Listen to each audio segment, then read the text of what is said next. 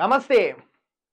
తెలంగాణ రాష్ట్ర సీఎం రేవంత్ రెడ్డి కొన్ని ఆసక్తికరమైన మాటలు మాట్లాడారు. చూడండి, ఇంజినీర్లకు స్టడీ సబ్జెక్ట్ కాళేశ్వరం వైఫల్యం, తప్పుడు నిర్ణయాల వల్లే ప్రాజెక్టు కూలింది. తీసుకున్న తప్పు నిర్ణయాలు కార్యాచరణ లేకపోవడం, ప్లానింగ్ సరిగ్గా లేకపోవడం వల్లే కాళేశ్వరం కూలిందని మీరు తెలిపారు. మీరు అధికారంలోకి రాకముందు ఏం చెప్పారు? అధికారం రేపొద్దున తెలంగాణ రాష్ట్రంలో వచ్చిన వెంటనే మేము చేస్తున్న ఒక మొదటి పని కాళేశ్వరం మీద అవినీతి ఎవరైతే జరిగారో వాళ్ళని ఎట్టి పరిస్థితుల్లో వదిలిపెట్టమని చెప్పిన మీరు, సంవత్సరం అవుతున్న ప్రభుత్వం వచ్చి ఇంతవరకు ఎంతవరకు యాక్షన్ తీసుకున్నారు? లేదు. ఓకే. Point number 1. దానికి ఎవరిని బాధ్యులను చేయాలి? ఇప్పుడు దీన్ని ఎవరిని బాధ్యులను చేయాలని రేవంత్ రెడ్డి గారు చెప్తున్నారు.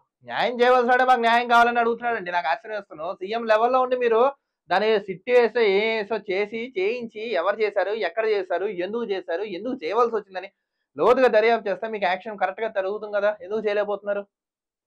నెక్స్ట్, అధికారులన రాజకీయ నాయకులన చర్యలు తీసుకుంటే డిపార్ట్మెంట్ ఉండదు. అందరి మీద కాదు, ఎవరో ఒక 10 మందిలో 2-3 అవినీతి పనులు ఉంటారు కానీ మొత్తం డిపార్ట్మెంట్ ఉండదు కదా సార్. ఎందుకు జంకుతున్నారు? కొంపతీసి మీ చేయమని ఉందా అందులో? మీ కాంగ్రెస్ పార్టీ పెద్దలు ఎవరైనా ఉన్నారా అవినీతిలో? ఎందుకు యాక్షన్ తీసుకోలేకపోతున్నారు అంటున్నాం మేము.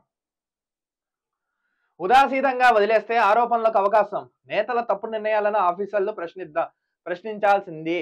అలా చేస్తే ఈ పరిస్థితులు వచ్చేవి కావు. ఏ వృత్తిలైనా క్షేత్రస్థాయి అనుభవం ఉన్న వాళ్ళే రాణిస్తారు. అవును, కరెక్ట్ గా ఇది మీకే వర్తిస్తుంది అనుకుంటాను. మీరు డైరెక్ట్ మంత్రి చేయకుండా ముఖ్యమంత్రి అయిపోయారు మీరు మీ రంగంలో. మీరు ఇప్పుడు ఏమన్నారు? ఏ వృత్తిలోనైనా క్షేత్రస్థాయిలో అనుభవం ఉన్న వాళ్ళే రాణిస్తారని చెప్తున్నారు. కేసీఆర్ కి విజన్ ఉంది, ఆయనకు అనుభవం ఉంది, మంత్రిగా చేశారు. మీరేం చేశారు? డైరెక్ట్ ఎంపీటీసీ, జెడ్పీటీసీ, తర్వాత ఎమ్మెల్యే, ఎంపీ, డైరెక్ట్ సీఎం అయిపోయారు. మీరు చెప్పిన మాట మీకే వర్తించేలా ఉంది రేవంత్ రెడ్డి గారు. చూసుకోండి, ఇంజనీర్లంతా క్షేత్రస్థాయిలో పర్యటన చేయాల్సిందే.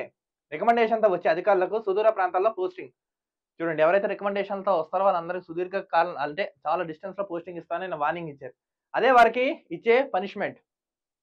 అసిస్టెంట్ ఎలక్ట్రికల్ ఇంజనీర్లకు నియామక పత్రాలు అందజేత ప్రోగ్రామ్ లో సీఎం రేవంత్ ఇది ఉద్యోగం కాదు భావోద్వేగం అంటూ కామెంట్ చేశారు. ఇది ఉద్యోగం కాదు, మన బాధ్యత, మనం చేయవలసిందని చెప్తున్నారు. సరే, రేవంత్ రెడ్డి గారు అన్నీ చెప్పారు, బాగానే ఉంది. ఇప్పటికైనా సిట్ వేయండి. కాళేశ్వరం ఎందుకు కూలిందో దర్యాప్తు చేయండి. ఇంజనీర్ బృందాలను పంపండి. వాళ్ళందరినీ చట్టరీత్యా యాక్షన్ తీసుకోండి. ఎవరన్నా సరే వదిలిపెట్టకండి. పని చేసి మాట్లాడండి సార్, బాగుంటున్నావు. పని చేయకుండా మీరు ఇలా కేవలం ప్రకటనలు చేస్తుంటే జనాలు ఎవరు నమ్మసక్యంగా లేరు. మీరు వాళ్ళందరూ ఒకటైన వాళ్ళు అనుకుంటున్నారు.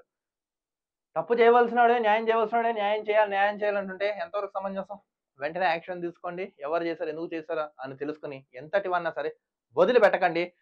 కఠినంగా అంటే కఠినంగా వాళ్ళందరినీ చట్టరీత్యా యాక్షన్ తీసుకోవాల్సిందిగా డిమాండ్ చేస్తున్నాం. చూస్తున్నానండి ఆకాశం news. This is Dilip signing off.